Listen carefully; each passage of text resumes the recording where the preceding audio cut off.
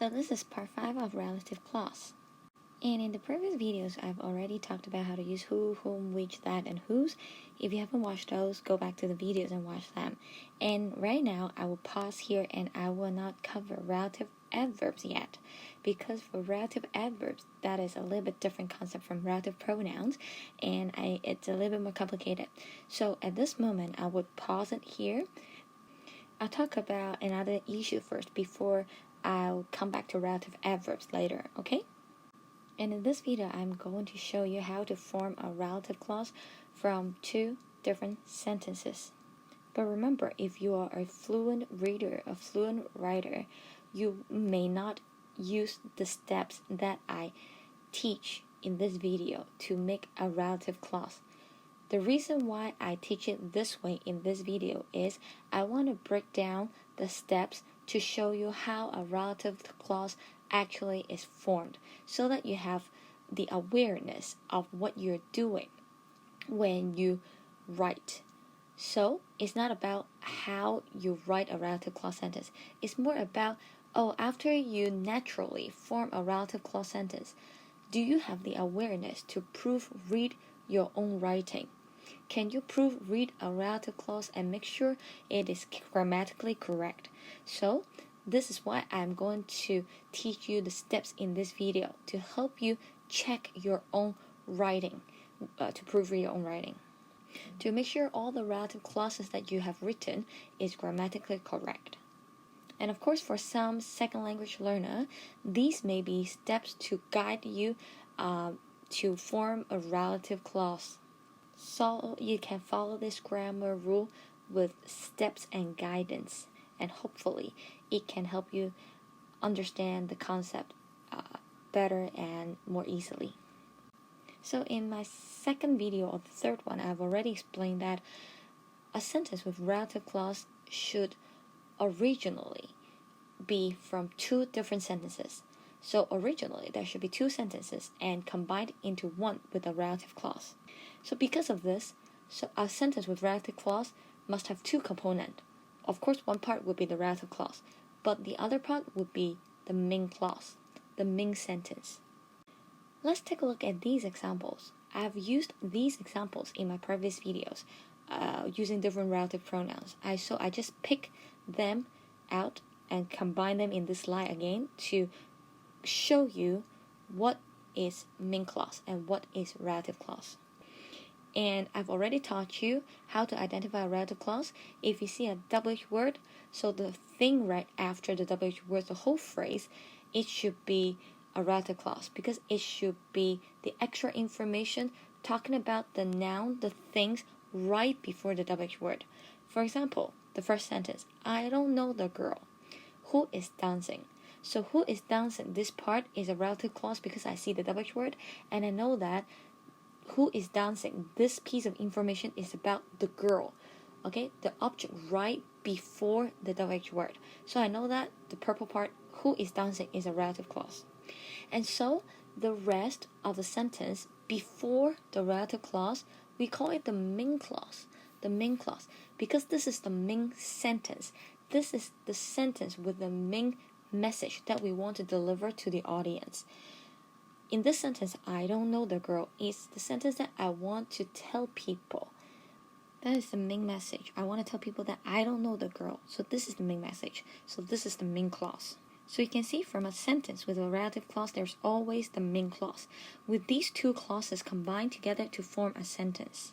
Let's take a look at the second example. I like that bag, which is expensive. So the WH word part will be the relative clause. And then the part in the front, the yellow part, will be the main clause because this is the message I want to tell the audience. I want to tell the audience that I like that bag. And then the extra information is, I want to describe that this bag is so expensive. So this is an extra piece of information about the bag.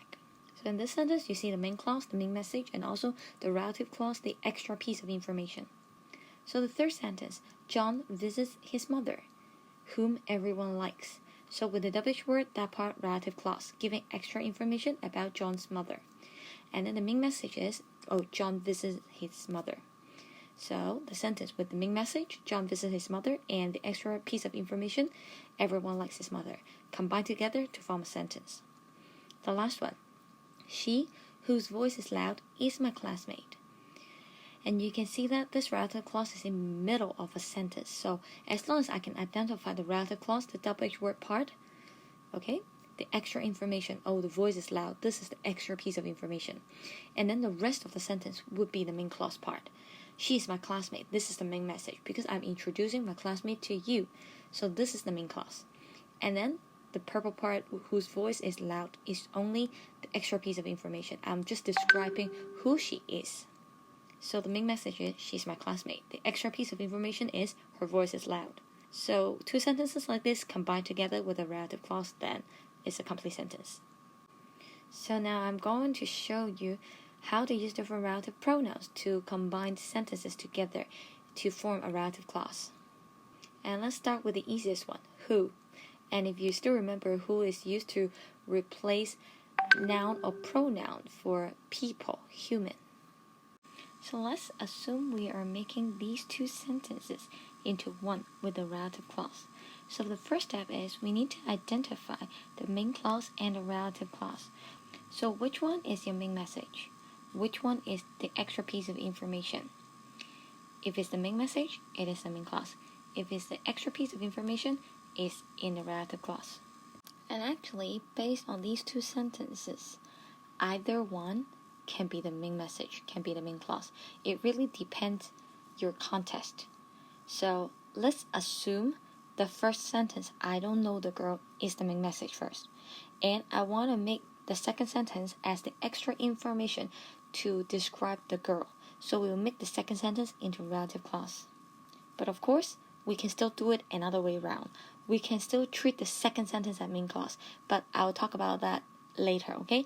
Right now, let's assume the first sentence is the main clause and the second sentence is the relative clause. So the second step is, I would advise you to find the repeating words in these two sentences. Remember in my first video, I've already said that we want to use relative clause because we see that some nouns or some words, okay, some subject or object, they keep repeating. So here, the girl is the repeating word. So in the main message, maybe main passage, maybe the girl, this word keeps repeating. The girl, the girl, the girl, the girl. And we find it really annoying. And that's why we want to use some pronoun or relative pronoun to replace the repeating words and combine them from two sentences into one to make it more precise and neat. So that's why it's a good advice to look for the repeating words in both sentences, and then one of them you need to replace it with a WH word, the relative pronouns.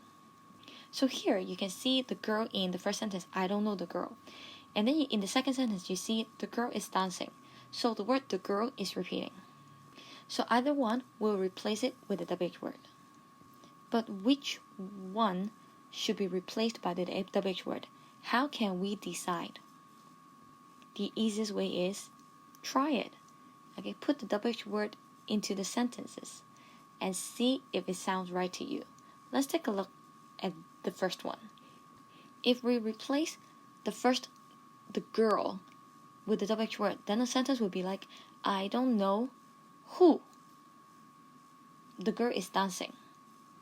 Okay, is it a right relative clause? Or is the second sentence the correct one? The second sentence, if we replace the second word, the girl, with the WH word, it will become, I don't know the girl who is dancing. So which one sounds more accurate, correct to you? It's the second one, right? Remember, why? Because the relative clause should always be put right after the word that you want to describe. Now the relative clause is giving extra information about the girl. So this whole relative clause should be put right after the word the girl. So the second sentence is the correct form of a relative clause.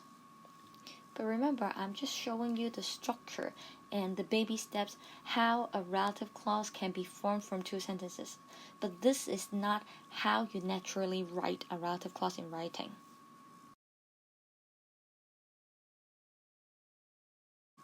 This is how you use relative clause in natural writing.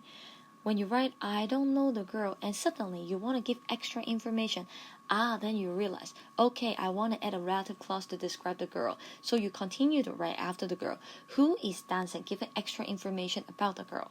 So this is how you naturally write with relative clause, instead of using the steps what I've just done before.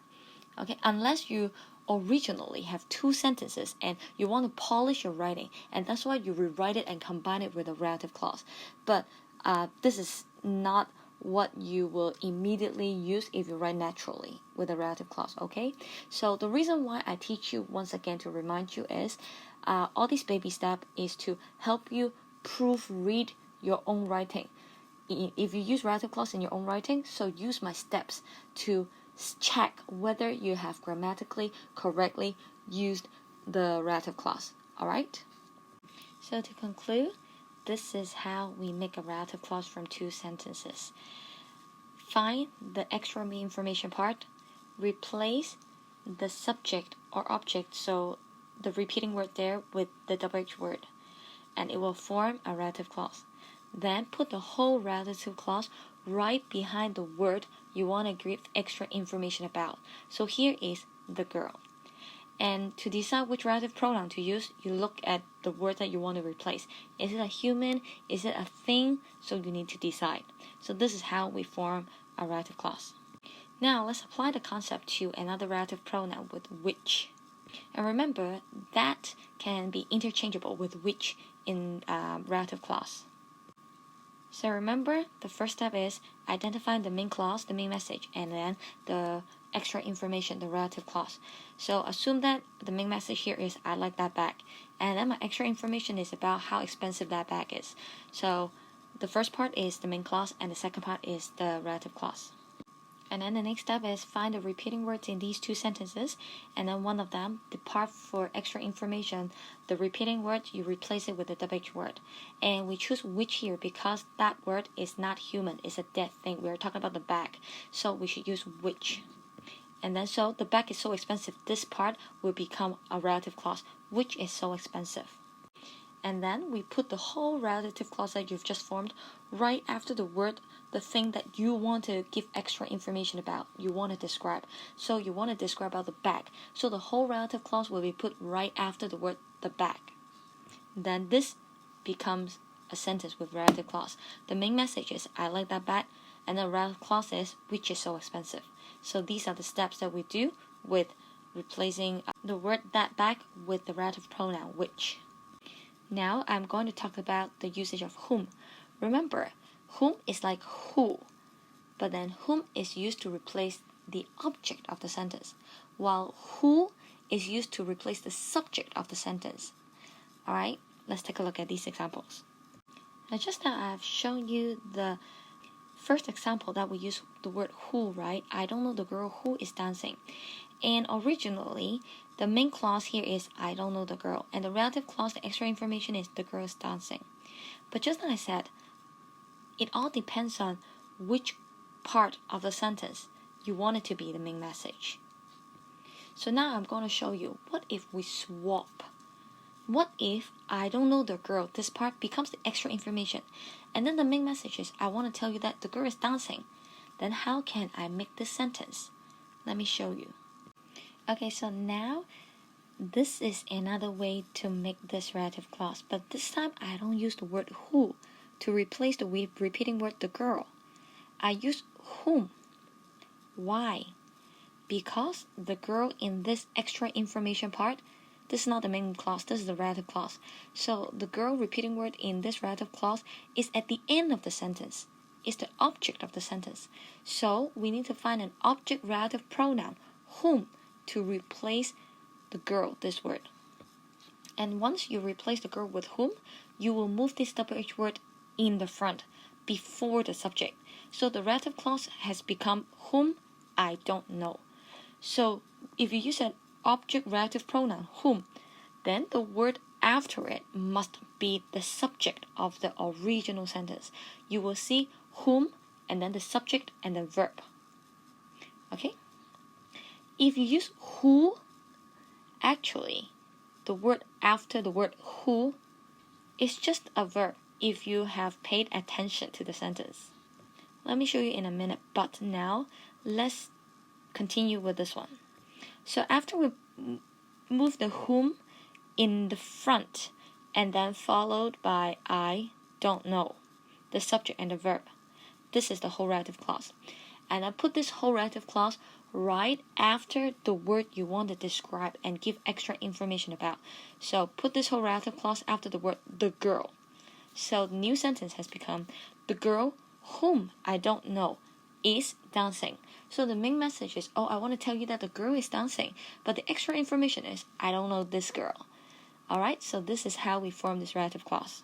So let me show you one more time. If we use the word who, okay, replace the subject of the sentence, then the word after the who is a verb. Okay, because the who here, you're replacing the subject, the beginning of the sentence. The girl is dancing. The girl is a subject here, is the front part of the sentence. So if I replace it with who, then in the relative clause, the word after the who is a verb. Alright, it's different from whom, because after whom, you will have the subject and the verb followed. So this is the difference between who and whom. Who is a subject relative pronoun, and whom is an object relative pronoun. So let's practice with one more example. First, identify the main clause and relative clause. Which one is your main message? Which one is your extra information? So I designed that the first sentence is my main message. The second sentence is the extra piece of information. And then find the repeating words. So I can find the repeating word here is his mother. So in the extra information part, the purple part, everyone likes his mother. Replace the repeating word his mother with the WH word. Here, because it's the end of the sentence, is the object. So we need an object relative pronoun, whom, to replace it. After replace it with whom, you put the whom in the front, followed by everyone likes, because everyone is a subject and then likes is a verb. This is what we put after whom. Now you have the whole relative clause formed. Put this whole relative clause, whom everyone likes, right after the word you want to describe. You want to describe the mother. So put this whole relative clause right after his mother. Then you will have the sentence. John visits his mother, whom everyone likes. So these are the steps for you to make a relative clause with the word whom. And then the last one, we'll look at the word whose. Remember, this is the possessive form of who.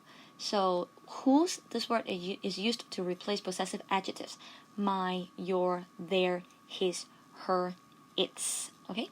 So if you see these possessive adjectives in the relative clause part, the extra information part, you can use whose to replace it. Once again, let's identify the main message and also the extra information. So the main message, she is my classmate, is the main clause. And then I want to give extra information about her voice. Her voice is loud. So this one is the relative clause. But here in the relative clause, I don't see the repeating words from the first sentence, right? But I see the possessive adjective, her. So what does the word her here refers to? It actually refers to the classmate, right? So it's sort of like related. Now, I know that her is a possessive adjective. So I need to replace it with the word whose. So whose voice is loud. This is the relative clause. So where should I put? Should I put it after my classmate or should I put it after she? Which one do you think is better? To be honest, both are correct grammatically, because either the word she or the word my classmate is the same person here. So whose voice is loud can describe she or can describe classmate. So whether you put it right after the word she or whether you put this relative clause after my classmate, they are all grammatically correct. Alright? So as long as you can master the skills, how to form a relative clause and where to put it, actually it can be flexible and there are alternative answers. And remember, using relative clause is to help you polish your writing and make it more neat and precise, so you don't need to repeat using the pronoun or noun again and again and again. Okay? So So basically that's it. This is what I want to talk about, how to form relative clause. I hope after watching this video you have a better concept how to combine two sentences into one with a relative clause, where to put the relative clause, how you can replace the word with a relative pronoun, and there are different ways to form a relative clause. If you have any questions, please do let me know, and I'll continue to talk about relative adverbs afterwards. Bye!